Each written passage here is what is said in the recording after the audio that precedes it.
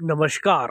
गावची यात्रा म्हणले की वेगळाच आनंद असतो आणि त्या आनंदामध्ये गावकरी सगळे विलीन होतात.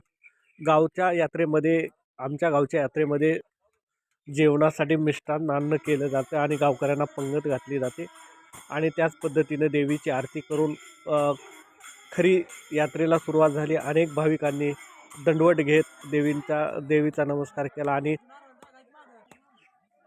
गावातले सर्व नागरिक तिथे आले आणि देवीची पूजा अर्चा केल्यानंतर जेवणाची मोठी पंगत बसली. गावकऱ्यांना जेवण दिलं जातं मित्र कंपनीच्या माध्यमातून आणि त्या पद्धतीनं पूर्णपणे आणि गावात मंदिराला रोषणाई केली.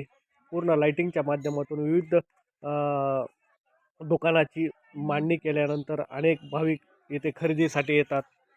गावकरी आणि समाज मोठ्या प्रमाणात झटतो आणि डी जे आणि पोतराज यांच्या आणि झांज याच्यानंतर पालखीची मिरवणूक निघाली जाते आणि गावकरी त्या पालखीच्या मिरवणुकीमध्ये आनंद उत्सव साजरा करतात आणि मोठ्या प्रमाणात देवीची मनोभावी प्रार्थना करून देवीची पालखी निघली जाते आणि गावकरी त्याच्यामध्ये सर्व सहभागी होतात. अशा पद्धतीनं गावकऱ्याच्या पालखी निघाल्यानंतर गावकरी सर्व हजर राहतात. एक वेगळीच यात्रा म्हणलं की गावकऱ्यासाठी बालगोपाळाने आनंदाच्या उत्साहात डीजेच्या तालावर नृत्य साजरे केलं.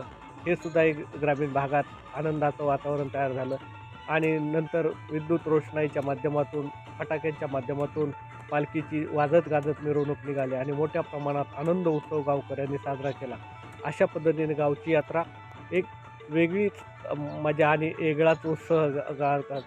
घोडे आणि पालखी याचं एक वेगळंच मनमोहन दृश्य हे ग्रामीण भागात आजही परंपरेनुसार पालखी चालली जाते आणि यात्रा उत्साहात साजरी केली जाते. ग्रामीण भागातलं एकोप्याचं एक मोठं माध्यम आहे आणि या माध्यमाच्या माध्यमातून सर्व गावकरी एकत्रितपणे अशा पद्धतीने यात्रा साजरी केली जाते आणि दुसऱ्या दिवशी पुन्हा सकाळच्या दिवशी हाजरी निघल्या जातात. पोतराजांचा नृत्य करून पोतराज वेगळ्याप्रमाणे देवांचे गीत म्हटले जातात आणि अशा पद्धतीने आणि लास्टच्या दिवशी पुन्हा कुस्त्या फळं रंगले जातात आणि कुस्त्याच्या माध्यमातून ग्रामीण भागातल्या पहिलवानाला एक संधी दिली जाते आणि त्या माध्यमातून शेवटी यात्रेची सांगता झाली.